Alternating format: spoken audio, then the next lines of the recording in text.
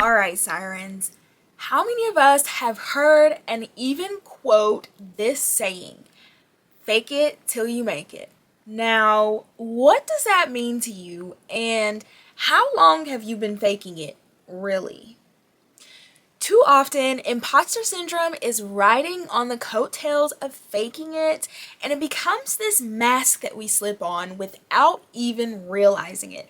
So, today we are unmasking it all. In the truest form of healing out loud, this episode is coming straight from the heart because over the last few weeks of launching and learning the podcasting life, my imposter syndrome shadow has had its moments where it came moping around like it had rent due. And since it's fresh on my mind and my heart, we are going to address it together, like the landlord who's ready to collect. Okay? You've reached the Sycrett Society's Unfiltered AF hotline. At the tone, please record your message. If you are new here, welcome to the Sycrett Society. If you are returning, welcome back to the Sacred Circle. I'm your host, Sycrett Friesen, and this is Unfiltered AF. Before we get into today's episode, I have to take a moment to celebrate with you all. Over the weekend, we hit our first 100 subscribers. Yay! Thank you, sirens and sires, for being here literally from the beginning. This is just the start, y'all. And more big news! We are officially on all major streaming platforms, so you can listen on the go. I will also be putting the audio-only clips in a podcast folder on the YouTube channel for those of you who just want to listen. All right. What are we talking about today? Oh, that's right. Imposter syndrome. We will cover how to name it, own it, and set it free. So, what is imposter syndrome? By definition, imposter syndrome is a psychological phenomenon characterized by persistent self-doubt, feelings of inadequacy, and the fear of being exposed as a fraud despite evidence of one's achievements. Have you heard of her? Do you know her? Is Sister Imposter in the room with us? No, she's not. I believe just like most things, we will all experience the same thing differently. But if you're one of the lucky few who hasn't met imposter syndrome, well then this episode will help you to see it, name it, and walk away.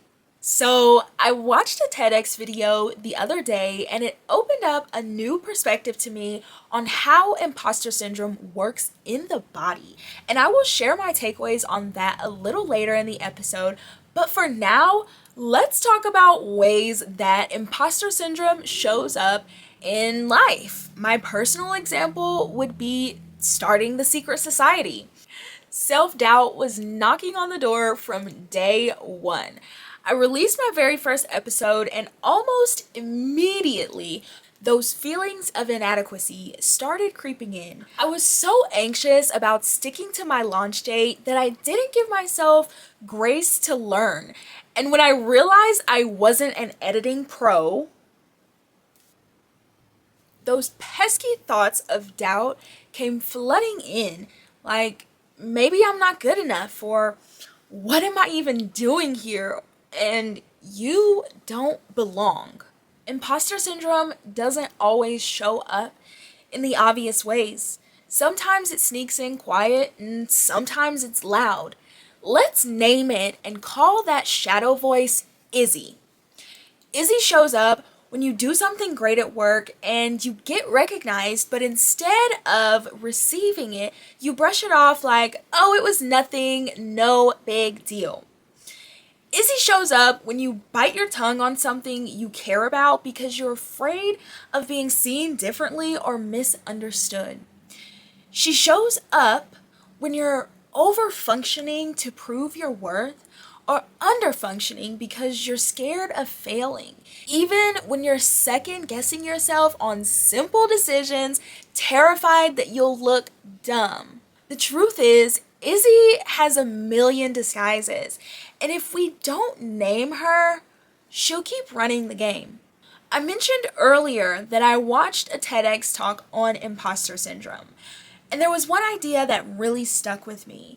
The speaker talked about the split, the moment when you separate yourself into two versions: the child who didn't know any better, and then the adult who is just learning to grow up fast. She said something along the lines of, "My childhood took a back seat while I grew up and got in the driver's seat." And whew, y'all, I felt that, because when that split happens, your body remembers. Your nervous system starts working overtime and overfunctioning to protect you, and that protection can show up later as imposter syndrome. It's like part of you is still that younger self, the one who learned to doubt and to play small and to stay quiet so that you can survive. And the other part of you, the grown version, the one trying to drive forward with your dreams and goals and ambitions. And when those two versions are out of sync, that's when Izzy likes to show up the loudest. That's when you feel the tension in your chest and the racing thoughts and the urge to downplay yourself. Imposter syndrome isn't just in your head. It's also in your body. It's in the way you tense up, in the way your stomach drops, and in the ways that your breath gets shallow when you step into a new territory.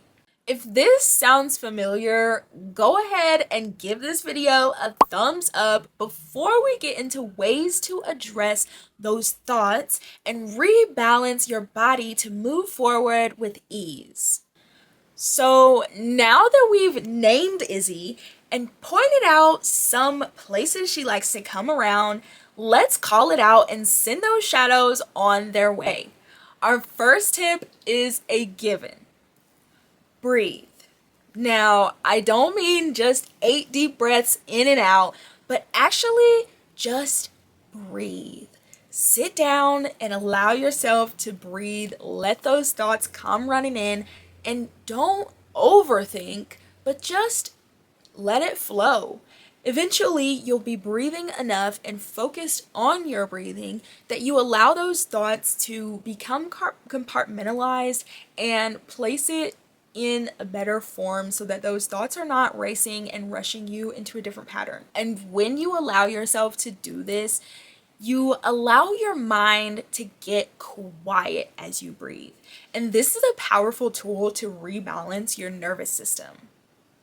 Okay, the next tip, and this one takes some practice. I'm still learning how to get better here.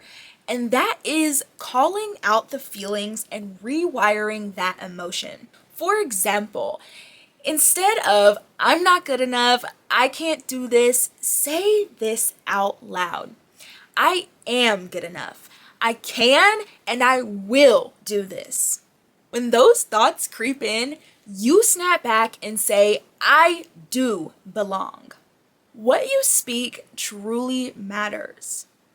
Y'all, should we talk about that more in another episode? The words you speak over your life and manifesting? If you think yes, comment down below, manifest. Let's keep going. Y'all, it's normal to have moments of doubt, but knowing how to address it is the key. Now, similar to the last step, when you are redefining and rephrasing your words, try speaking to Izzy with compassion. Instead of fighting Izzy like an enemy, try treating her like a scared inner child. When she says you don't belong, you can say, "Thank you for trying to protect me, but I'm safe now and I do belong here." Sometimes the shadows quiet down when it feels heard and loved. If you are visual, another great hack to dismiss Izzy is by keeping a list of receipts. When Izzy starts yapping in your ear, you pull out those receipts. Keep a journal or a notebook or notes in your phone, or even a little box where you store your wins and compliments and thank you notes, and build that up over time. And then you'll find that those little reminders of what you've accomplished will make it really hard for imposter syndrome to argue with evidence. Sometimes you just need to remind your nervous system that, look, I've been here before and I can do it again. Oftentimes, imposter syndrome grows because we are measuring ourselves against unrealistic standards. Pause and ask yourself this: who set this bar? Success doesn't have to mean perfect. It can mean progress. It can mean learning. It can mean showing up even when you're scared. I've also learned that imposter syndrome thrives in isolation.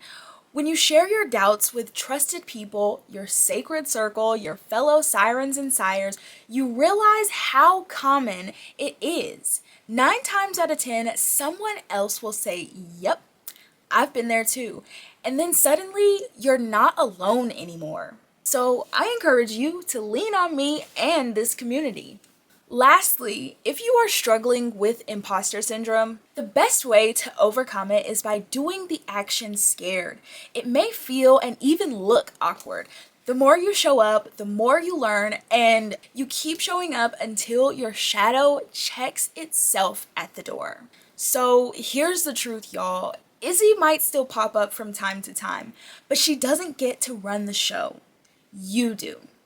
And every time you breathe, reframe, gather your receipts, lean into your circle, redefine success, and speak to her with compassion, you're peeling back that mask and stepping deeper into your true, authentic self. If this episode spoke to you, don't just keep it to yourself. Share it with someone else who might be battling their own Izzy. Healing out loud means we don't do it alone and we don't fake the funk. So be sure to subscribe and hit that bell so you never miss a siren call. Remember, sirens, we don't fake it till we make it. We're taking the mask off and living it out loud, because healing out loud is contagious. Thank you for being here. Thank you for showing up. And thank you for allowing me to heal out loud with you. Until we meet again, my sacred sirens and sires, be you, be unshakable, and be unfiltered AF.